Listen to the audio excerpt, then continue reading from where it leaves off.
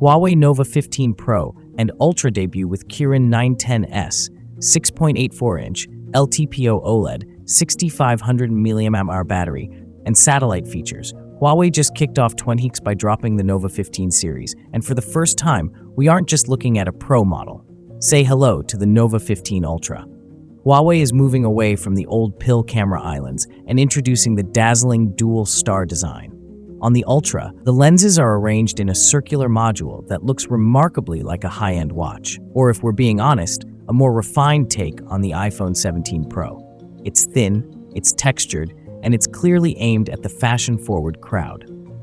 Alongside the Nova 15, Huawei has officially launched the Nova 15 Pro and Nova 15 Ultra smartphones in China, positioning them as premium mid-range devices with a strong focus on imaging and AI features.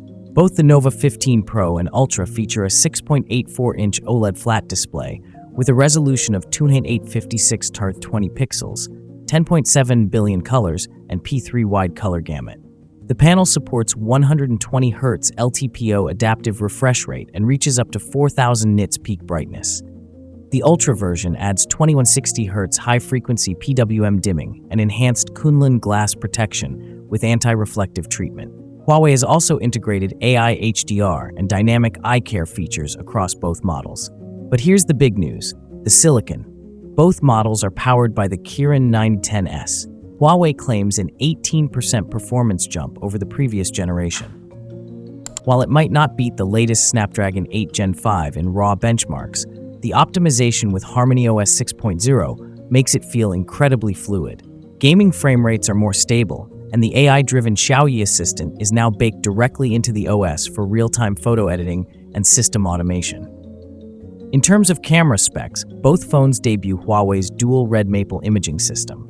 On the front, they use a 50-megapixel ultra-sensing portrait camera paired with a red maple multispectral sensor, supporting 4K video recording and AIS stabilization. The rear camera setup on the Nova 15 Ultra features three 50-megapixel RYYB sensors, a main camera with a physical variable aperture, f1.4, f4.0, and OIS, a 50-megapixel periscope telephoto with 3.7x optical and 100x digital zoom, and a 50-megapixel ultra-wide macro shooter.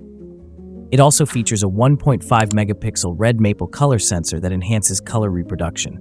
The Pro model swaps out the periscope lens for a 12-megapixel telephoto portrait camera and uses a 13-megapixel ultra-wide macro sensor.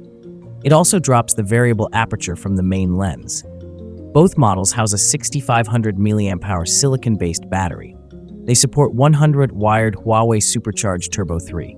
The Ultra model adds 50-watt wireless charging and 7.5-watt reverse wireless charging. The Nova 15 Ultra includes dual satellite communication capabilities, Beidou image messaging and Tiantong voice, IP68 and IP69 water and dust resistance, stereo speakers with audio vivid certification, and advanced call noise reduction.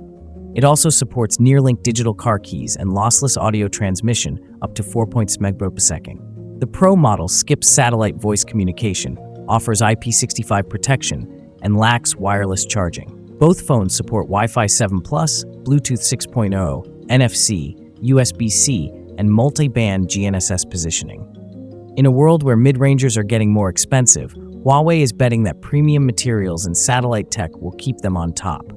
But what do you think? Is the Ultra worth the upgrade, or is the Pro enough phone for most people? Let me know in the comments. Thanks for watching. Like, comment, and subscribe.